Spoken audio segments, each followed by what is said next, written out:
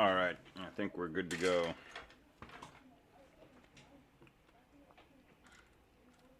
All right, let's see. Trouble creating a thread that constructs the socket. So, can you be more specific about? You're muted, so if you're talking, nobody can hear you. Thank you. All right. So can you be more specific about the trouble you're having creating a thread that constructs sockets?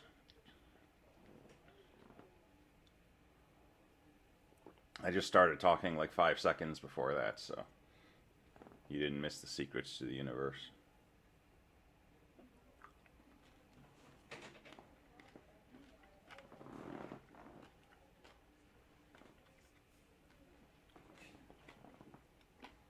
In other words, is the trouble creating the thread, or is it that the thread won't construct the sockets?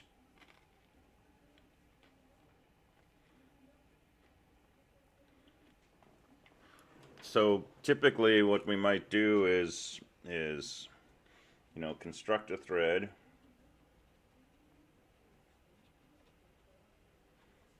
and then call the start method, which is what calls the run method. And so to make the sockets, you have a few options. You can do it inside the constructor, and that's a good place to, just kind of create the server socket, for example. And then in the run method, you might go ahead and call the accept method on that socket, which will then actually, start a new thread that waits for a connection to come in. Or the constructor could do nothing, and in the beginning of the run method, you could make the server socket and then go ahead and do the accept. And either way is about the same. On the client side, you want to create a socket that will connect to the server, and that you probably don't want to do when you construct, depending on where you construct.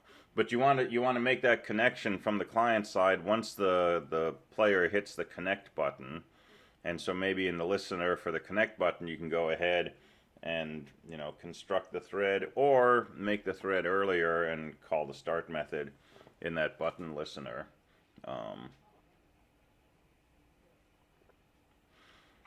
And just remember, on the server side, you have to construct the server socket and then call the accept method before the client makes their socket that tries to connect to the server in port 1234.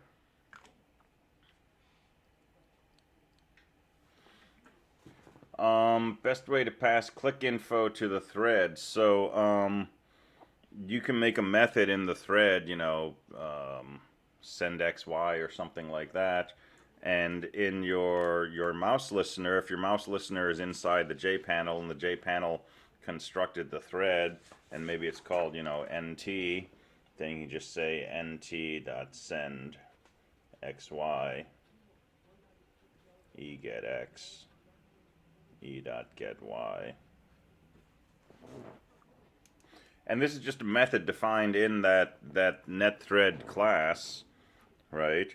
And you're just doing this because inside that netThread class is where you have the print writer declared, and so that can go ahead and do that.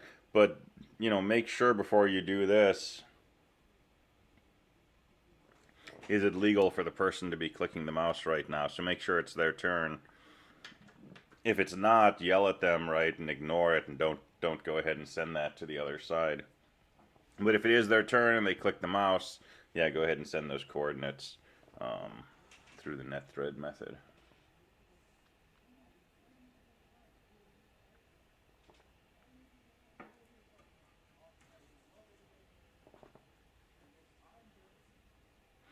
You probably only need one thread running, even though our examples yesterday used a pair of threads. That was something different.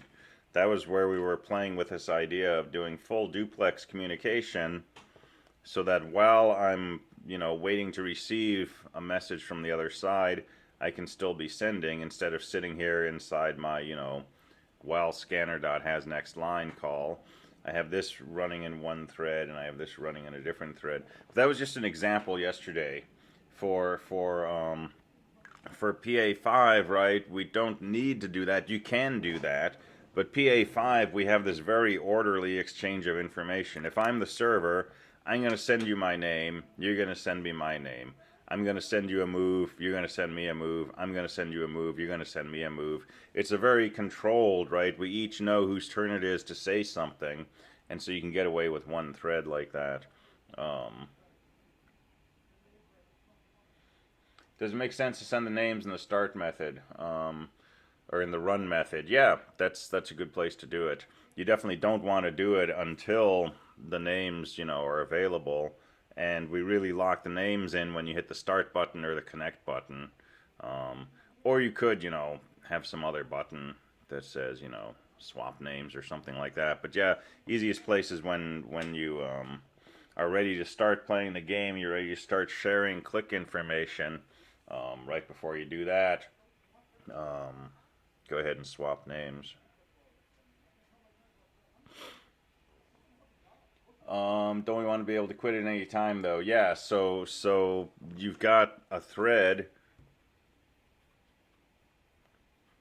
right? So this is in the run method, public void run, which is saying while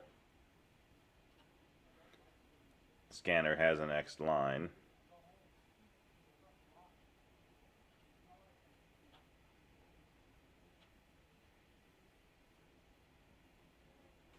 So this is a forever loop, right?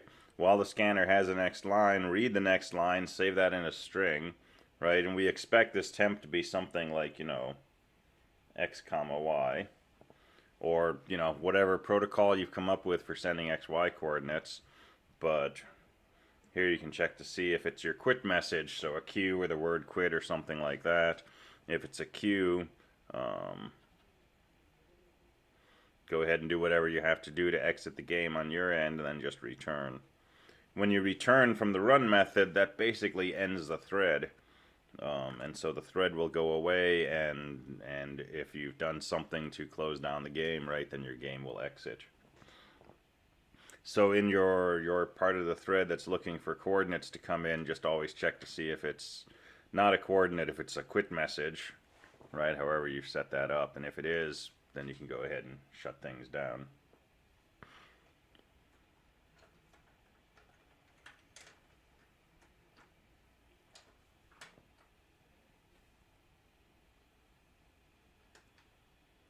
And to make that happen, on your end, if you hit the quit button, then call a method, netthread.sendQuit. And all that has to do is use the print writer and, pw.println q or quit or whatever it is that you're going to use to indicate the game is shutting down. If you're waiting for a message, wouldn't you be restricted from sending a quit message? So this is the advantage of having threads, right? Your thread is waiting for a message, right? But your action listener will still fire if you hit the quit button. You're going to be running a piece of swing code that says, on event performed or action performed or something like that. And in there, you're totally free to call a method inside this object, right? And it will use the print writer to go ahead and send. So you have two threads that have access to the same print writer, for example.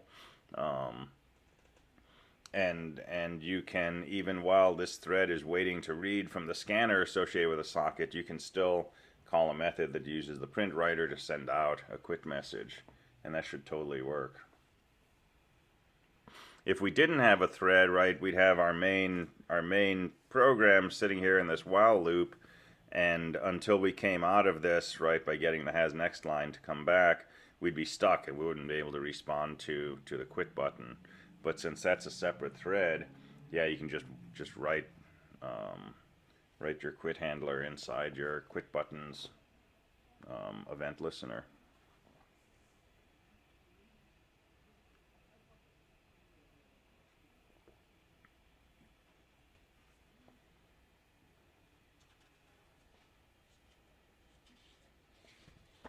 All right, keep these coming because office hours are getting pretty unreliable at this point of the quarter.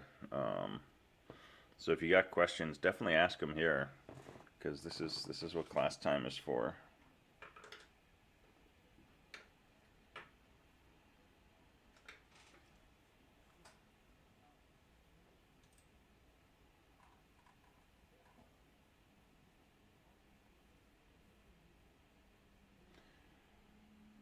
Thursday, yeah, we'll do open lab tomorrow. I've got a feeling a few people are still working on PA5, like most people. So yeah, open lab tomorrow. Last one of the year. And yeah, bring questions, screen share, etc. Definitely.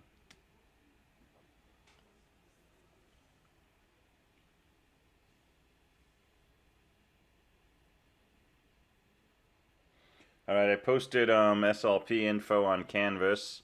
So there's Zoom info, and remember Monday 10 o'clock, go into that Zoom room instead of the regular 223 classroom. And I won't be in 223 because I can only be in one Zoom, so I'll be in the Zoom room that I posted, and show up a few minutes early if you can to figure out what room you're in and get in there and get situated. And then we'll do that for the entire class time, 10 o'clock to 10:50. I'll screenshot who's in the rooms during the presentation. So and most people are using their full names, first name, last name, so I'll know who you are. All right, other questions?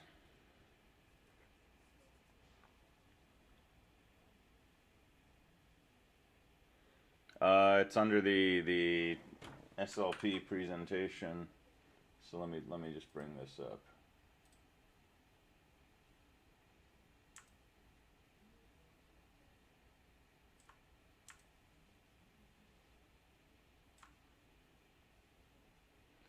So 223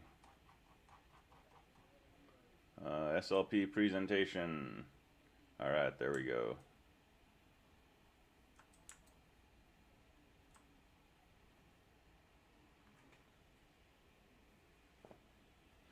Let's see, when a thread starts with the start method, where does it go exactly when executing?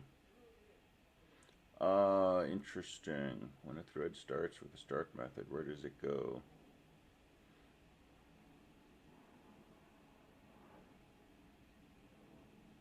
So when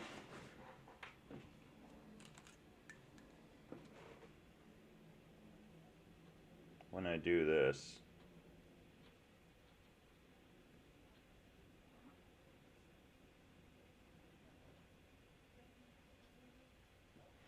when I say mt.start, a new thread is created and it executes mt.run. So you don't actually write a start method, you create a run method, but you execute the run method not by calling run, but by calling start. So it's this weird, like, indirect thing. So I call start, and that causes a new thread to be created, and that new thread makes a call to run. So you put your code in the run method, but I don't actually call mt.run, I call mt.start. So it's indirect. Start calls run once. So the code for start will do some stuff, like a fork or an execl in like a fork in C, right, to create a new process, and then it will say to that process, hey, execute the run method. And so that run method starts executing, and that's the end of start. Your call to start returns, and it's done doing anything. And now this thread has its own essence, and what it's doing is it's executing the run method. And if the run method executes a return statement, then this thread returns and it goes away, right? It's done.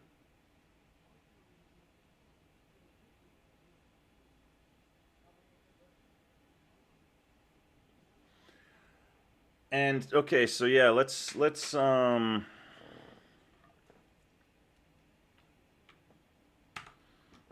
do an example of this, because this is confusing.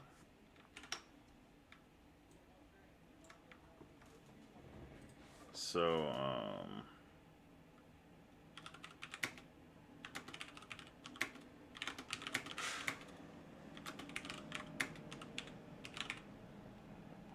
I'm going to call this doing two things at once with a thread object.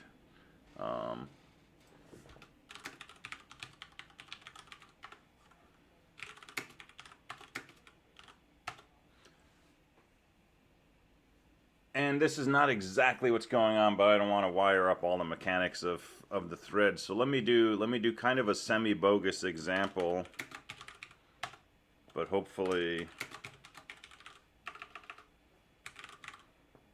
this will work.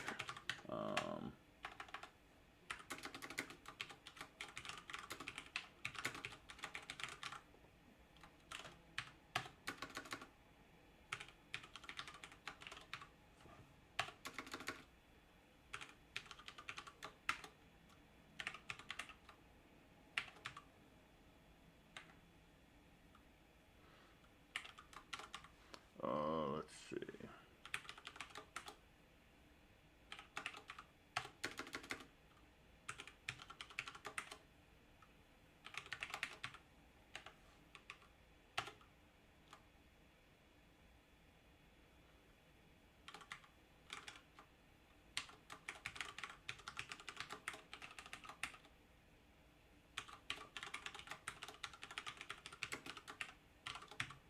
All right.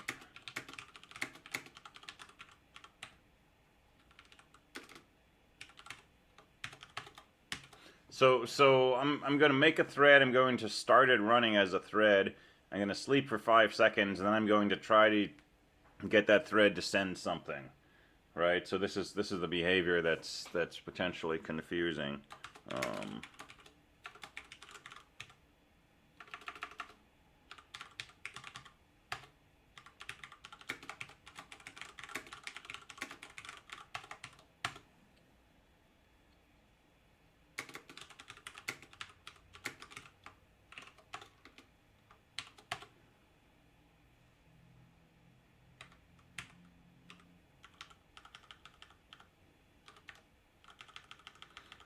So my thread is going to do something kind of uninteresting.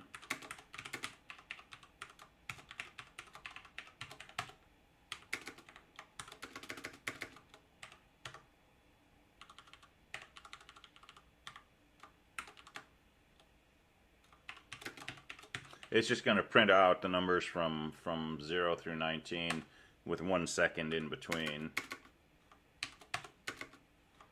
And then it's going to exit. But it's going to have this method called send.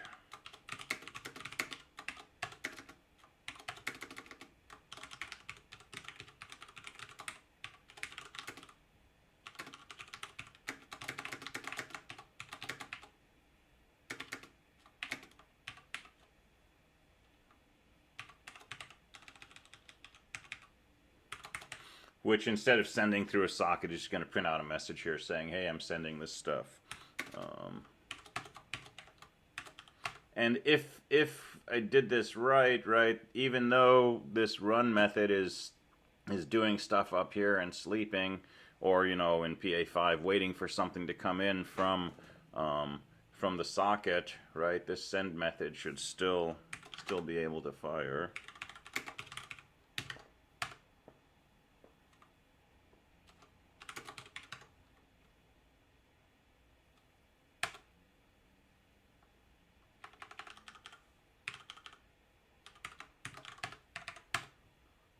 Scary. Alright, so there's the thread running. It's doing its own thing, and it's stuck in this loop, but we can still call the send method and have it execute code even though the thread is inside this for loop, right, or inside a sleep, or in PA5 inside a scanner call. And so why this works is, we're constructing an object here called MT. It's an object of type myThread. That object has a variety of methods available to it. One method is called send. And, forget about threads for a moment. Forget about all of this stuff. Suppose I just create an object of type myThread and I say object name.send. That's going to execute that code from that object. Right? Even, regardless of the fact that this is a thread or a myThread, right? We know we can construct an object and we can run methods from that object by just saying, object name dot method name, right? Well, I happen to be doing something else here. I happen to be running a method called start, which creates a new thread which is executing mt.run. But there's nothing about that stops this main program from being able to call mt.send. Right, so we sort of think of this as, the thread is busy waiting for input from a scanner or running inside a for loop or sleeping. But that's not what's happening here. We're not saying, hey, I want that thread to execute the send method. This main program, this main thread is executing the send method. It just happens to be a method inside this object. But it's being executed by, in this case, the main program, this main thread. Well, there's a second thread which is executing the run method, right? And that's sort of the essence of threading, is that, one thread's doing this, another thread is doing that.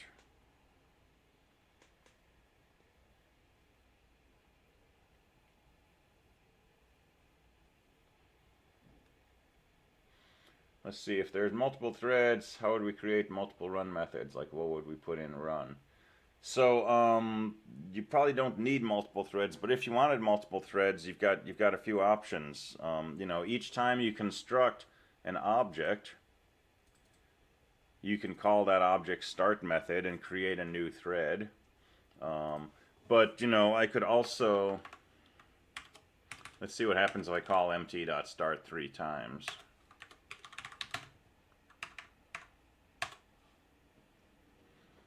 All right. That's going to give me an exception because the thread is already started.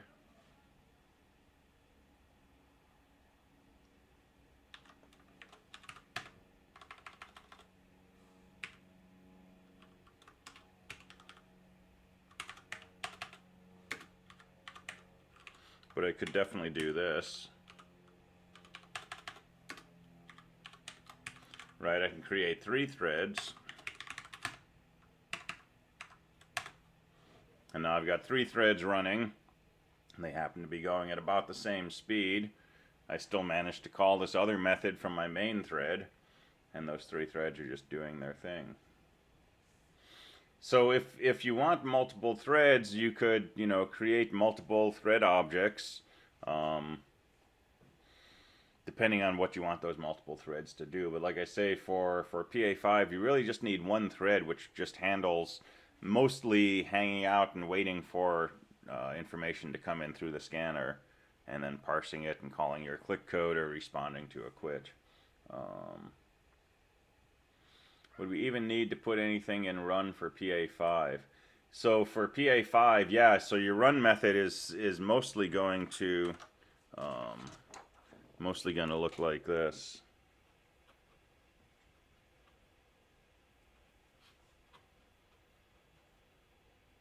There may be some initialization for, creating the socket connection and swapping names, or that might be done in the constructor or something like that. But your main loop is while, SC has next line.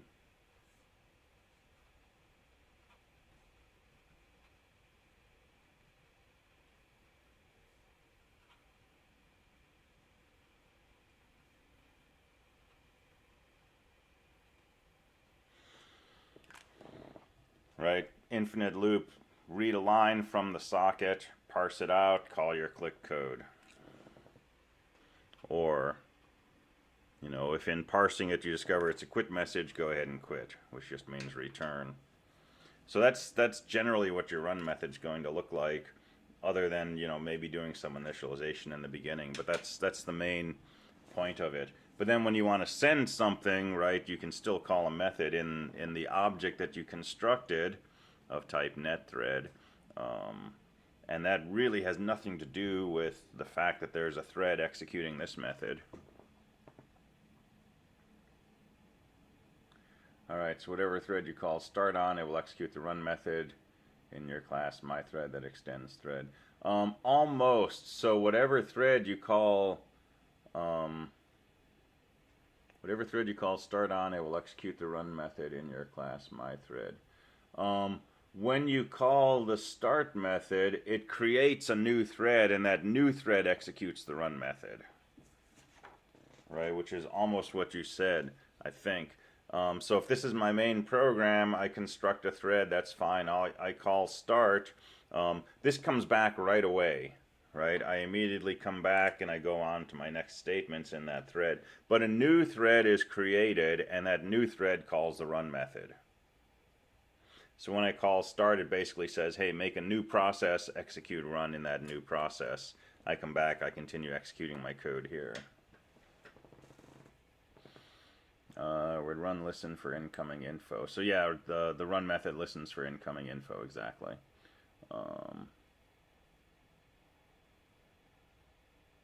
The thread itself is listening in a while loop. The main can call the send method whenever it wants, like an interrupt. Yep, exactly.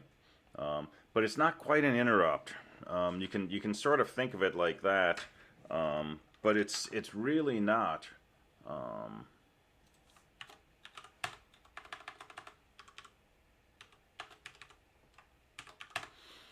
Right, once I say start, that thread is running. That thread does not have to get interrupted to be able to send a method. So think of it this way. Suppose that my thread, suppose I construct a print writer, and I pass that print writer to my thread, and I construct a scanner, and I pass that scanner to my thread.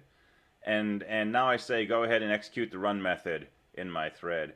And suppose down here, instead of saying mt.send, I just said printWriter.println, you know, x comma y, or x plus y, and printWriter.flush, right? That's all that this call is presumably doing.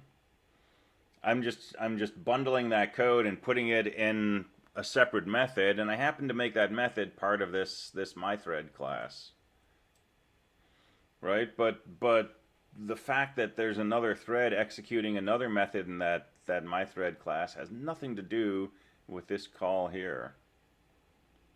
So step back and think of the JVM. There's all these different threads running. There's a thread running for swing. There's our main thread. There's probably some other threads running around. I don't know if garbage collection is running in a thread, but we can envision all these different things happening, right? And the fact that this thread is running a method from MT, right, doesn't mean that I can't also run a method from MT, right? So we've got two threads running two different methods from this same object. That's not a conflict. There's no reason that I can't do this even though the thread is running mt.run. There's no reason mt.run has to pause even though I'm going to call mt.send.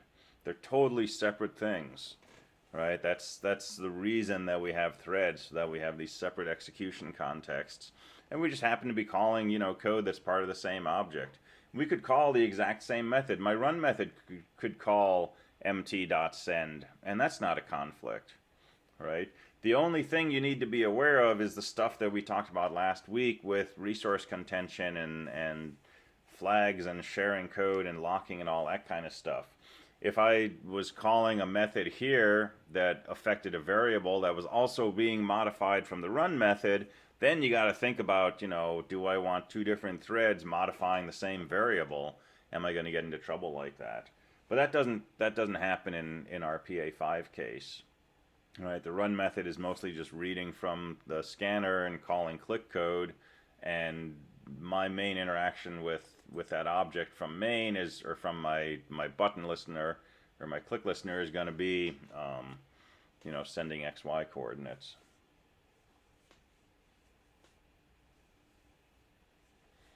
Yeah, it's a different kind of thing, and it's very helpful to think about it at these different levels and go through it like we're doing right now.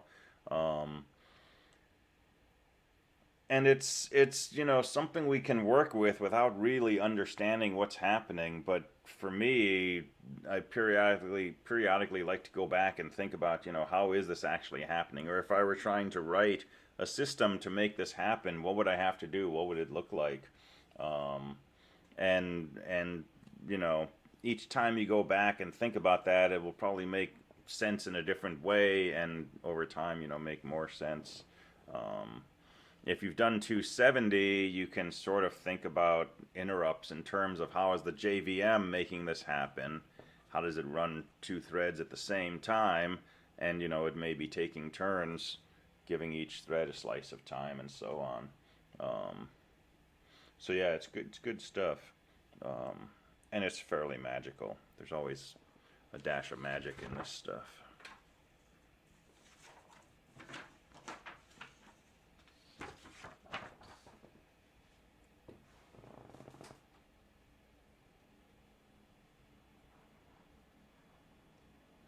All right, I need to grab something. Hold on 1 minute. Let me dig something out. I'll be right back. See if you got any other questions.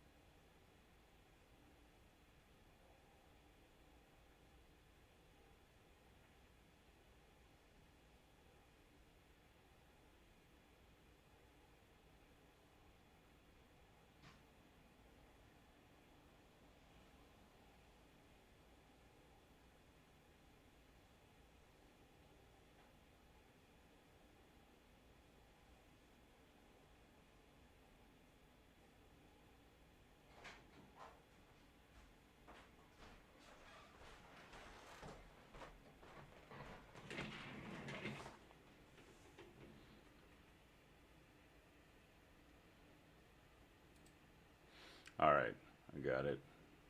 Oh no.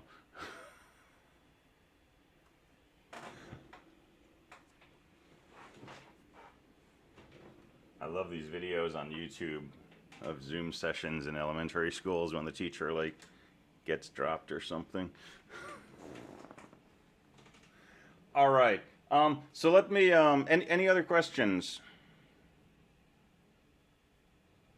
or anything else we want to talk about related to threads, networks, PA5?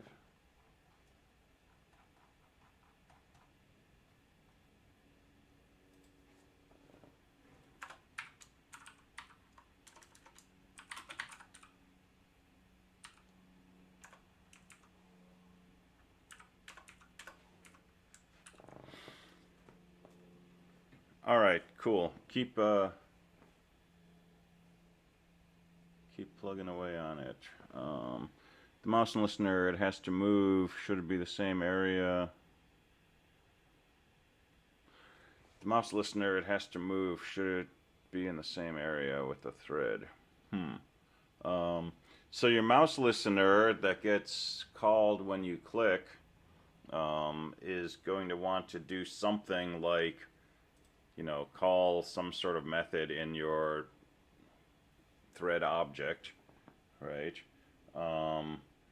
And depending on where you declare that thread object, right? So a good place to declare that is inside the J panel, or in the J frame and pass it to your J panel. But make this thread object declared somewhere where you have access to it. And then in your JPanels or MyPanels mouse listener, right, you can go ahead and call thread object.sendxy or whatever you want to call it.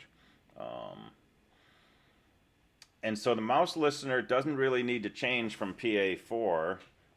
It really just kind of needs this additional call to pass the click information to the other side of the connection. And then kind of bundle up that code somewhere so that when you receive a click from the other side, you can do all the stuff that would normally be done when you click the mouse.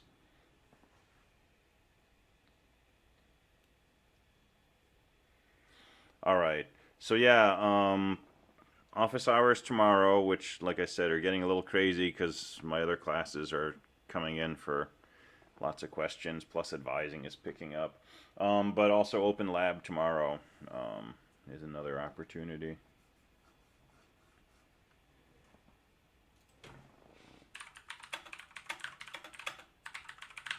All right, good. So just kind of a general, where are we going the rest of the quarter? So finishing up week 9. So what I'd like to talk about today is a different way to create threads using what's called a runnable. And it's the same idea of, executing a run method by calling start, basically. But a different way to do this instead of extending a thread. And so we're going to use an implements keyword. And I want to talk about implements as a general way to define the structure of a what we call an abstract class, basically. And yeah, there is an advantage of one over the other. In Java, you can only extend one class. So if I'm just making a plain old generic class and I want it to extend a thread, I can just say, extends thread. But if I was making, say, a my panel that extends a J panel, but I also want that to run as a thread, I can't also have it extend thread. So I would extend J panel and I would say implements runnable and then use this other thing we're going to go through to turn that into a separate thread and execute it. And there are countless wormholes on Stack Overflow and so on about the difference between extends and implements, and it gets into all kinds of very nitty-gritty object-oriented discussion that I don't really want to go down. But I've always just extended a thread with everything I've done. But if you needed to extend something else, this will be another way to do it. So I want to give you that mechanism, and then I want to talk about implements in general and look at how we can create our own interface so that something can implement, this sort of blueprint that we have for a class. And then I want to go back and I want to talk about generics, and we've used generics when we made hash maps and linked lists and so on. And I said I would show you how to create your own generic class. So I want to go ahead and do that, just so you've seen it. And we'll create like a generic stack class that'll let us push and pop, but that we can specify what kinds of things we want to push and pop: integers, strings, rectangles, triangles, etc. So we'll play with generics like that, and this will almost certainly take us through the end of the week. And then next week, last week, so I want to talk about the URL class and get to some more modern network activities. Hitting web pages, pulling down content, and so on and so forth. Take a quick look through some source code, because all the source code for Java is open source. It's out there and available, and you can download it and look at it and, modify it and make your own versions of it and so on. So we'll look at that. I still want to talk about Huffman coding, which is general data structures concept. Maybe talk about red-black trees, which is another data structures concept. I'll probably take one day and talk about Android. And we'll, now that we know objects and we know Java and we've done Eclipse and we've done event-driven stuff, you've got everything you need to, for example, make an Android app. So we'll fire up Android Studio and just kind of go through an example of making an app that, has a button that, I don't know, multiplies a number or something like that. And run that on an emulator and on my phone maybe. And we'll leave a day or two at the end of next week for wrap up and review and discussion of the final exam. Monday will be SLPs during class time, so that'll be Monday's day, and so that'll probably take us through the end of next week. So that's pretty much the plan. So picking up a few odds and ends, yeah, and then you're off and running to bigger and better things. So let's take a few minutes and let's talk about runnables.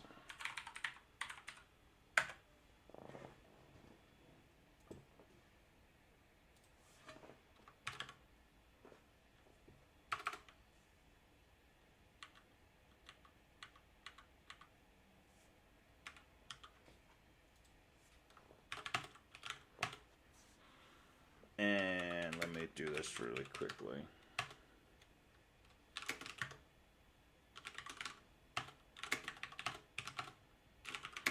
What should I do this?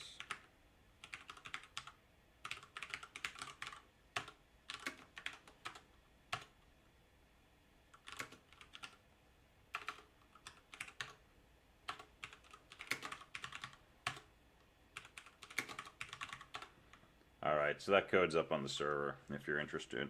Let's go ahead.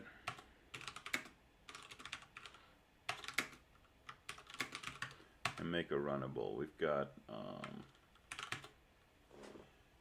got 7 minutes. We can do this. Alright, so let's see. Hammer time.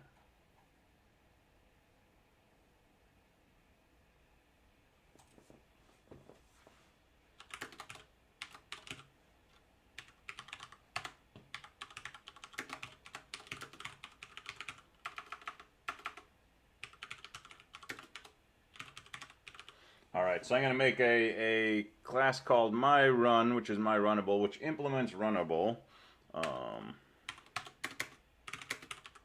And I'm going to have an integer ID. And I'll make a constructor, which lets me pass an ID. So we've done this code a number of times before.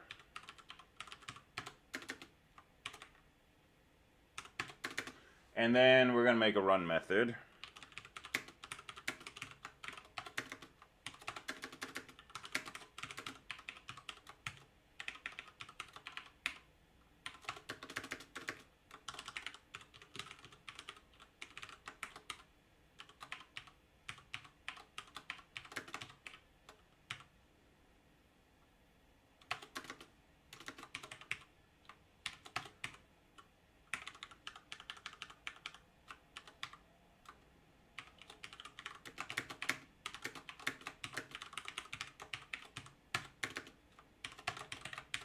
Alright, so this looks like what we would do with one of our things that extends a thread, right? It's a class, it's got a constructor that I'm going to call, I'm going to pass an integer, and it's going to save that in a local variable, basically.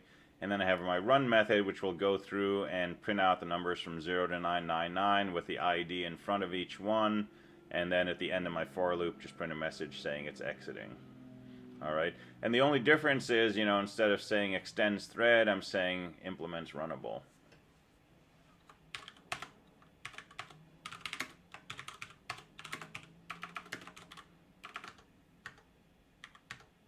Alright, so let's make our main method here. So I'm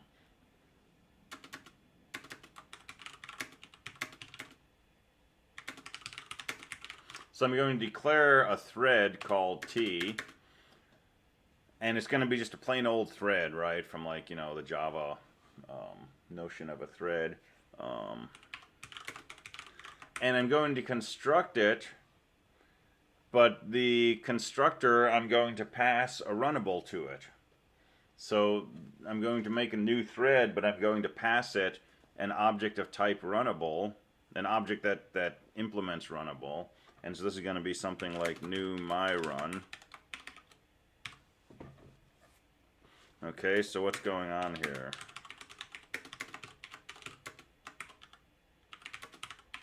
going to construct an object of type myRun with an ID equal to 1. And then I'm going to use that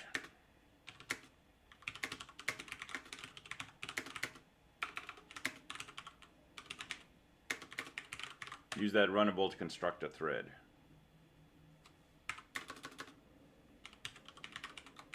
And then I'm going to call the start method on that thread, and that thread was constructed with this runnable. And so when I call the start method, it'll execute the run method in here, and it should be running as a separate thread.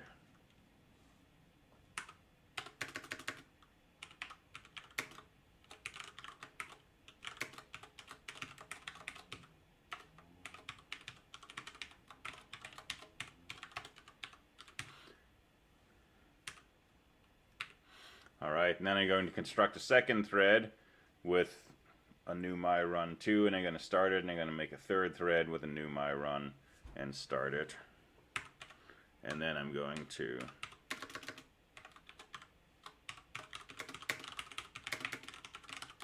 I'll just let you know that the main program is exiting.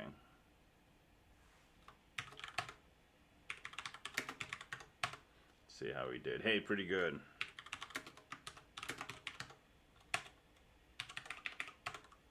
Let's just make this 100. Alright, so if I go ahead and I run this, I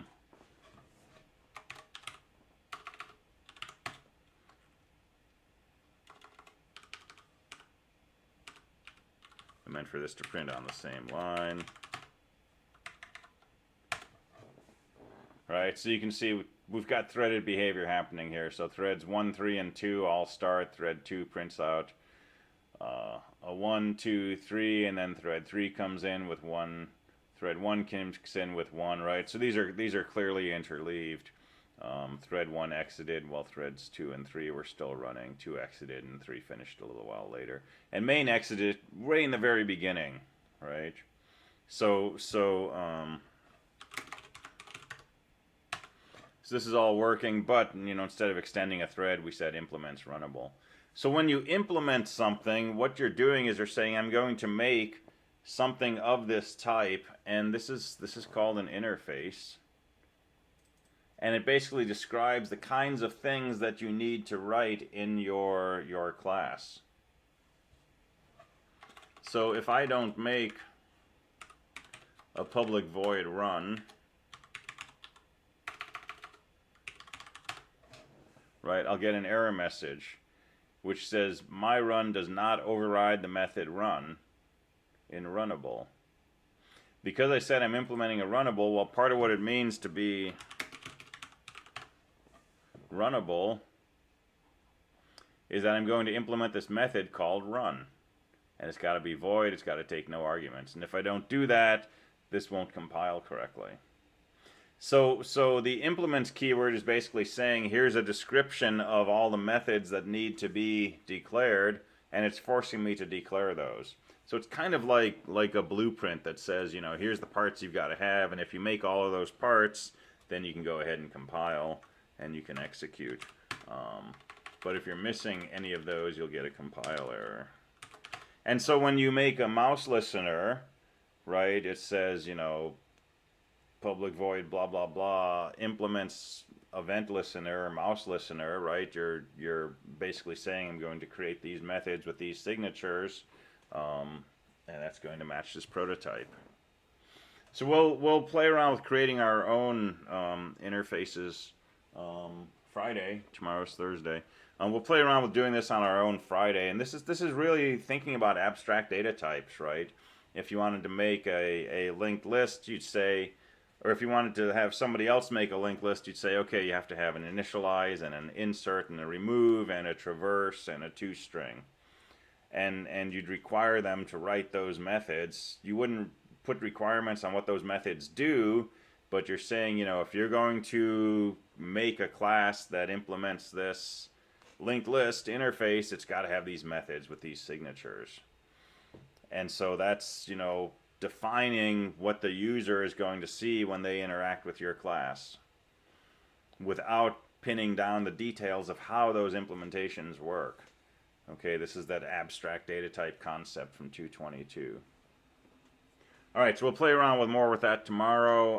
I will let you go here, and I'll read some messages offline. All right, so have a good one. Catch you next time.